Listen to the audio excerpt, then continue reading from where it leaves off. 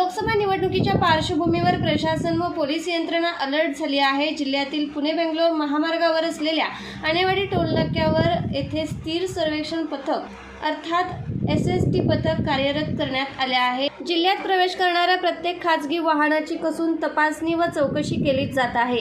निवडणूक आयोगाच्या वतीने संपूर्ण आचारसंहिता जाहीर झाली आहे। अशा प्रकारची पथके आणेवाडी टोलनाक्यासह महत्त्वाच्या ठिकाणी नेमण्यात आलेले आहेत। या स्थिर सर्वेक्षण पथकात प्रशासनाच्या महसूल, वन, राष्ट्रीय महामार्ग तसेच होमगार्ड व पोलीस विभागातील किमान 4 कर्मचारी नियुक्त केले जात आहेत। सध्या आणेवाडी येथे या पथकाचे प्रमुख म्हणून पंचायत समिती विस्तार अधिकारी दिगंबर सुरवसे यांच्यासह अमोल बागल, रोशन गायकवाड हे कर्मचारी काम करत आहेत।